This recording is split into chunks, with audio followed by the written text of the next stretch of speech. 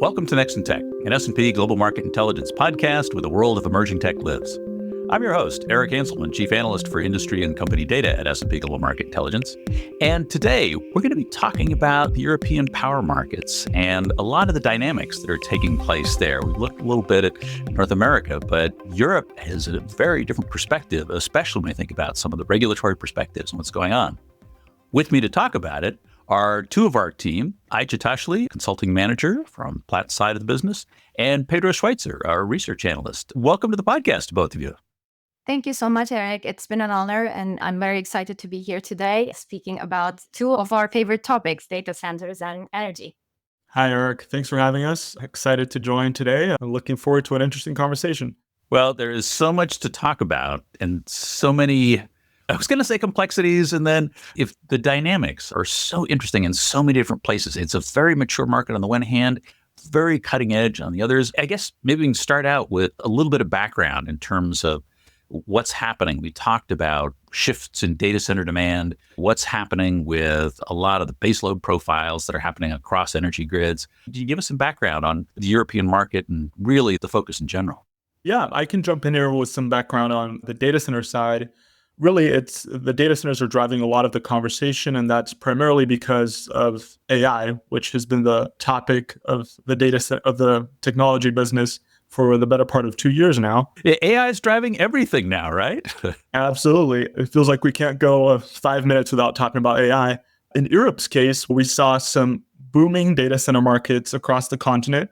It was a market that was quite concentrated in a few cities known as the FLAP-D, Frankfurt, London, Amsterdam, Paris, and to a lesser extent, Dublin.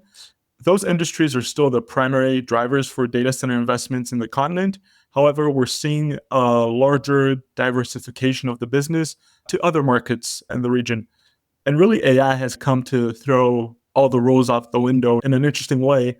When it comes to power was always an important factor when it comes to data center development. We say data centers really depend on three things, and that is power, land, and connectivity. Nowadays, it's more like power and power. It has really become the defining factor behind where data center providers want to go and where they can go. So really, it's an interesting dynamic where you see so much demand for data center space driven by AI investment in the region. But at the same time, you see these markets become more and more challenging from a power perspective and also a regulatory perspective. So there is this dilemma there. It's a challenge. And again, we see dramatic growth in power demand really across the globe at this point in terms of where things are headed. But if we think about some of what's happening really in terms of trying to fulfill that demand, we've talked about what that ramp is both for data center buildouts, but they're on a much shorter time scale than energy grid capacity. Although there's a lot in terms of what's happening in terms of how we actually fund build out. And that's where power purchase comes in. There's a lot that's taking place in power purchase agreements. We've seen the drivers in the North American market. What's the situation in Europe? To answer this question, maybe in a broader level, we need to understand the state of power markets a little bit. And I think this is maybe a 5-year journey starting from 2020 with COVID. With COVID, we've seen a massive demand destruction. And after that, alongside with that demand destruction, Europe was also quite impacted by the renewable investments, who was actually adding into the power price in the wholesale markets. And while that was happening consecutively, the Russian-Ukraine war started, and it also added to the natural gas supply squeeze, which eventually resulted in price spikes in the wholesale market. So basically, up until today, power markets have experienced three crises at the same time: COVID, investments in renewables, and natural gas supply squeeze. All of those three combined brought us to where we are at the European markets with the state of grid. Nowadays, I think whenever we are talking about data centers, we are talking about data, yes, but AI and data center is not a data game anymore. You are pretty much playing in the energy industry and in this landscape. So for that reason, I think you have to be a part of the sustainability agenda that's being driven by the European government, and you have to play your part in this congested grids with lots of grid capacity issues. So that is the reality that we are playing in right now. And to me, PPA markets are quite important in this because Yeah, as you said, Eric, like grid capacity is quite a big issue, and it's going to be an important identifier in the futures energy markets because it requires a lot of investments from both private and public sectors, because basically the governments have to keep the lights open. So that's important for every voter, every humankind in the European continent. But other than that, AI demand is booming and data centers are coming into already congested grids. And with that, PPAs are holding an important key to basically putting the investment pressure from governments, but also towards sustainable grids, giving that responsibility a little bit on the corporate side. I think sharing of that investment landscape to achieve green targets is a great way to do it. And PPAs are a great tool enabling that. And it seems like the financial markets there to be able to enable that kind of funding are actually reasonably mature. European markets have had a significant history in integrating renewables. The challenge, of course, is always the variability of renewable generation. But it sounds like at least the markets for funding that are at least maturing at a rate that we don't see in other parts of the globe. What's your take in terms of what that market is and where that's headed? So I think that it was either just early today or yesterday, European Commission just announced the Clean Industrial Deal for Affordable Energy Action Plan and just invested 500 million euros for PPA guarantees. This is specifically for non-investment grade companies to come into PPA space as well. Obviously, data center companies, hyperscalers in particular, did not have any issues with credibility in terms of financing. But this is particularly important, this investment for non-investment grade companies, so that they can also play that part in the PPA game as well. But that's for wider PPA industry. Hyperscalers, meaning Amazon, Google, Meta, have already been drivers in the industry for financing themselves in the corporate PPA world. And they are already the biggest buyers of corporate PPAs in the past few years. They're already investing quite heavily, and market has basically grown 4x from 2020 to 2024, despite all these crises that I have explained. I like using the term 3 crisis period because that is how International Energy references this 5-year wild ride in the energy industry. Well, that's something where nothing like a good crisis to catalyze action, but for a market to be able to absorb 3 major crises like this that's a significant amount of disruption. To your point, the result is a pretty wild ride. But I think maybe we stop for a minute and at least explain some of the dynamics of PPAs for our listeners who may not have a little background in power purchase agreements. The whole idea is that this is a future purchase of energy capacity, typically contracted around renewables, sustainable sources in various forms.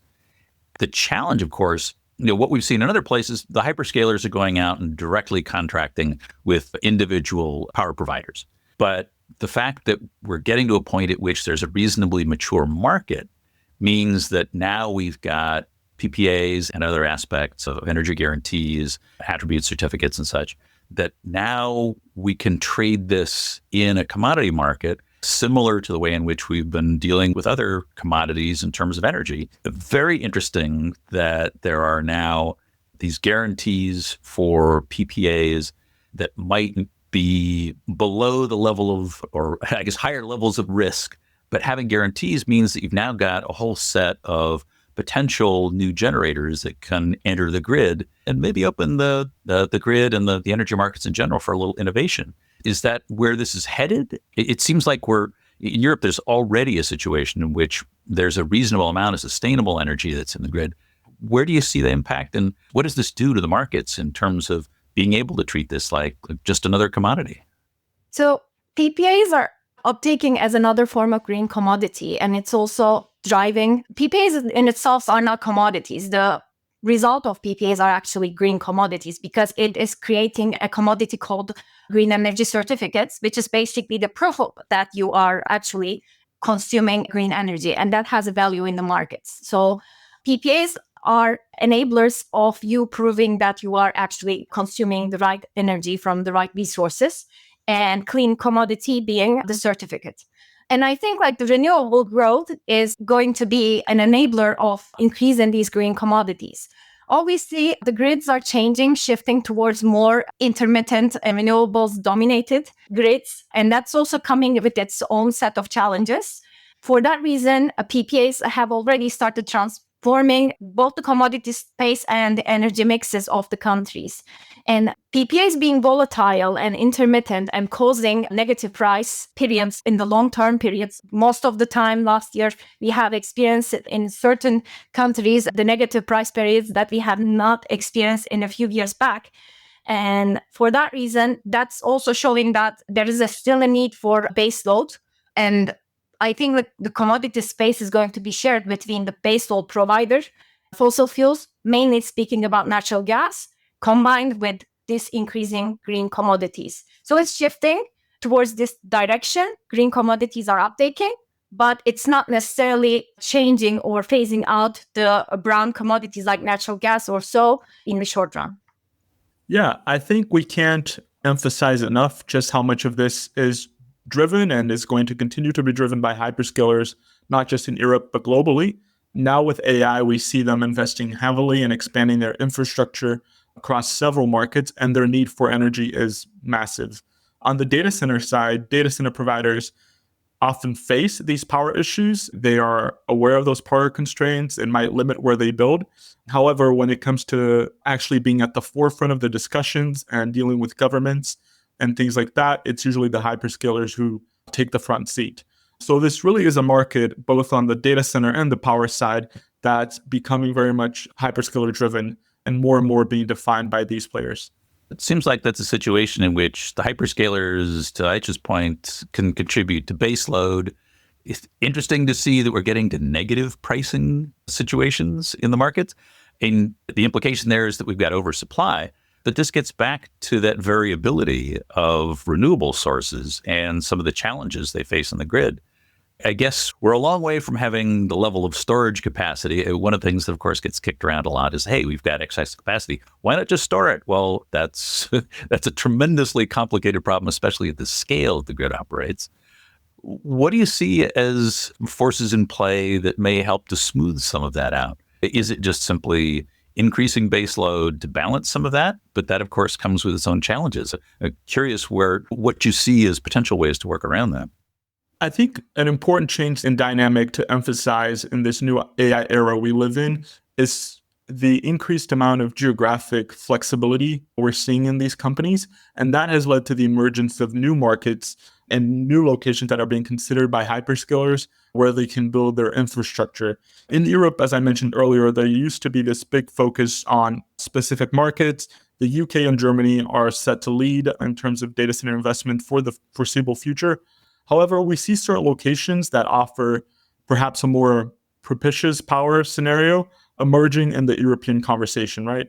Those are countries that have been gaining momentum for the past 2 to 3 years and offer either, access to cheaper energy or more ample, abundant, and reliable energy than their counterparts. And then some markets that come to mind here are Spain, as well as the Nordics, which tend to come up in conversations pretty often when talking about hyperscalers expansions driven by AI, as well as other markets here and there. We've heard Poland being an interesting market for some hyperscalers. We hear of Italy sometimes. So really, AI has come to diversify the hyperscaler footprint in Europe a little bit, and that could help attenuate some of the power issues just because some of these markets are a little more conducive to those power deals we're talking about. Maybe following to Pedro's point on diversifying in terms of markets, it has also diversified in terms of technologies being chosen for the PPA markets.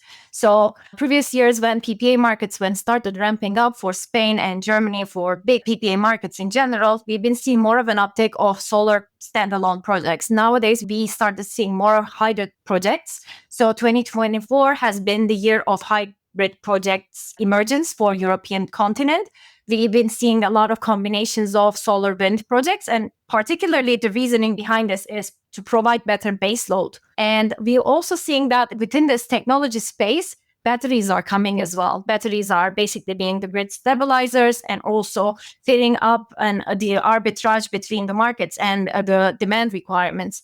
For that reason, the combination of hybrid top technologies with batteries is also trying to help in markets to solve this intermittency issue and intraday and negative pricing issue. So that's basically the solution to that.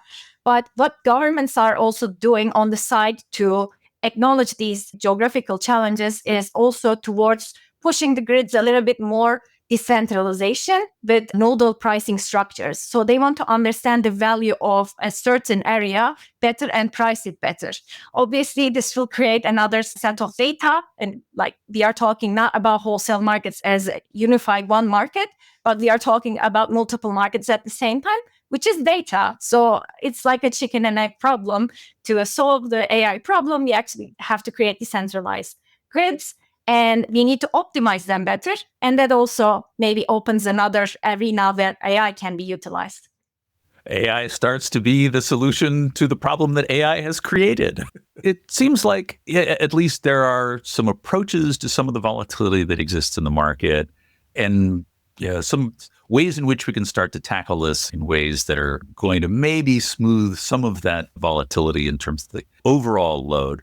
This is, though, an area where we also, on the technology side, we've got that challenge of concerns about where you actually put those workloads, where are you actually deploying all of those, whether or not it happens to be AI or whatever other kinds of workloads you happen to be running in your data center environments.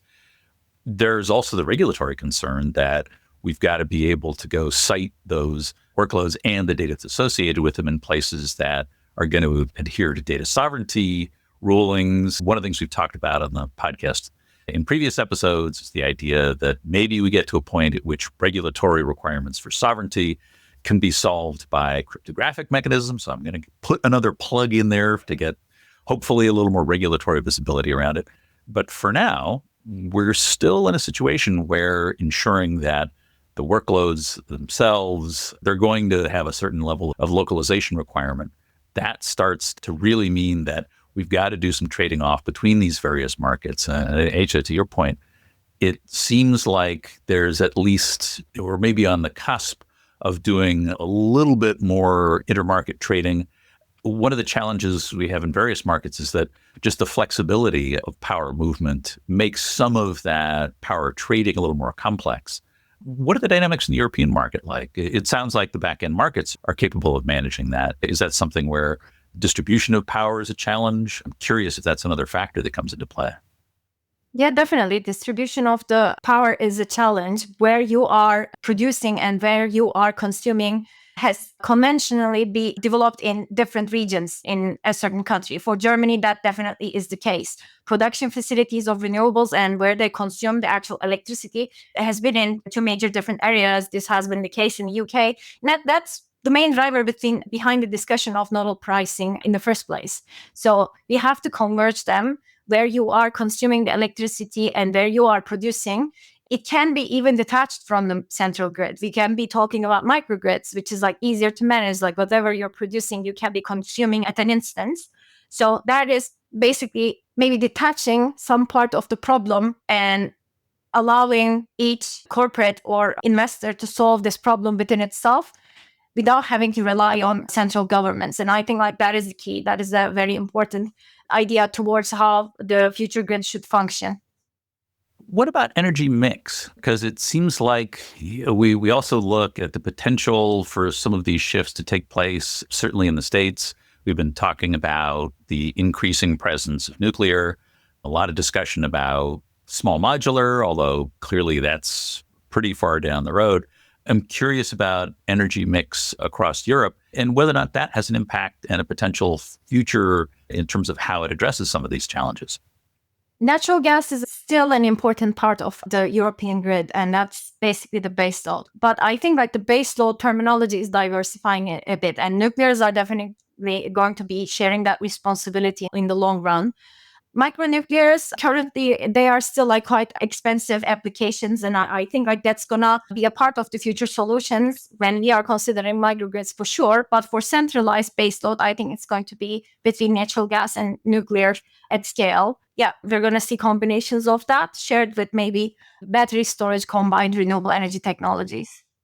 Being able to smooth off some of those peaks if we can get storage capacity up to those levels. But gigawatt batteries are still a little further out, I assume, but maybe that'll start to at least get there in terms of the deployments themselves. But I guess we'll have to see where that heads.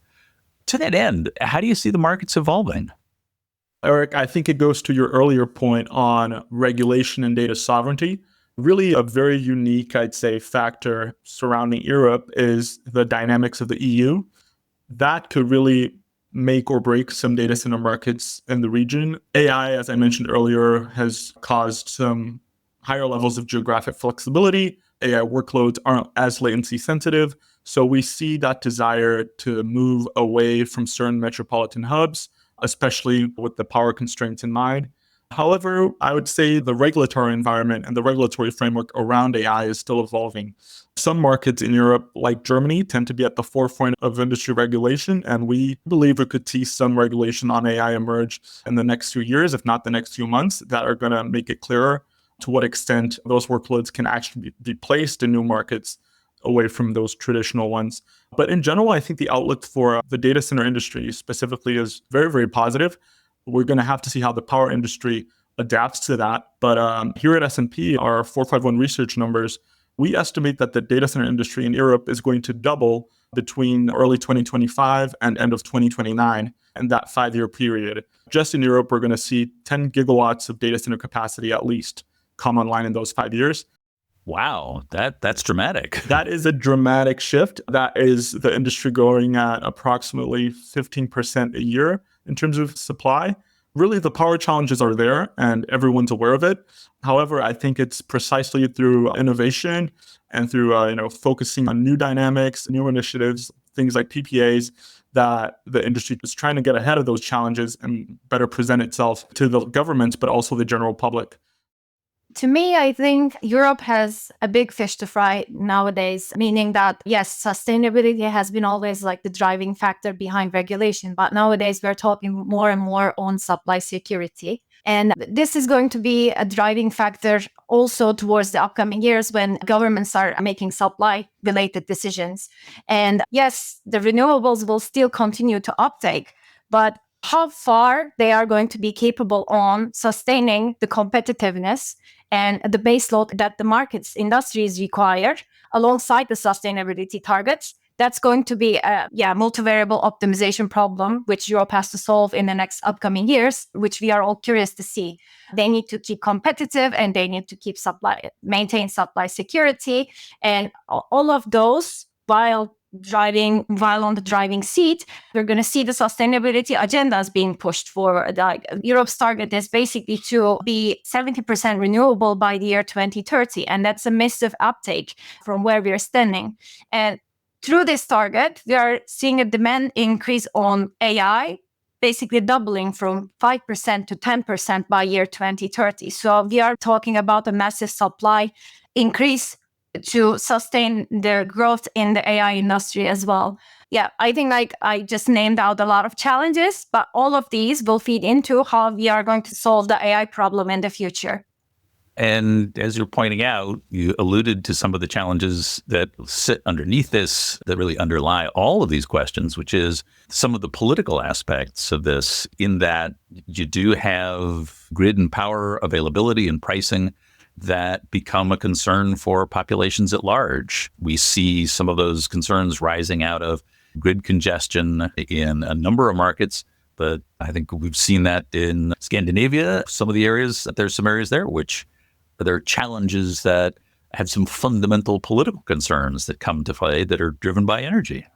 Last week, we saw in Norway that the coalition government has collapsed due to a case like this because of the spiking wholesale and retail electricity prices. And that's coming from the interconnection aspect of the European grid, which is quite important. Even for Norway's case, we are talking about a governmental change related with energy. It's a fundamental part of the problem. And the way you solve it as a government politically is basically going to demonstrate your capability in how you can ride the wave in the future.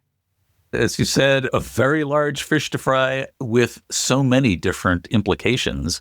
I guess we'll have to see how all of this happens to pan out. But with so many different aspects in play, it's a complicated challenge. Well, I appreciate both of you being on to talk about this. We'll have to see where this goes, but I look forward to having you both on to dig into how this happens to evolve. So thank you for being on. Thank you for having us. Thank you so much. It had been a pleasure. And so much more that we could talk about, but we are at time. But that is it for this episode of Next in Tech. Thanks to our audience for staying with us. And thanks to our production team, including Sophie Carr, Faran Miadeoshan, and Kira Smith on the marketing and events teams, and our agency partner, the 199. I hope you'll join us for our next episode, where we're going to be looking at satellite markets and some of the disruption that low Earth orbit satellites are causing in terms of both communications, the markets, and maybe some things that are developing on the space side. I hope you join us then, because there is always something next in tech.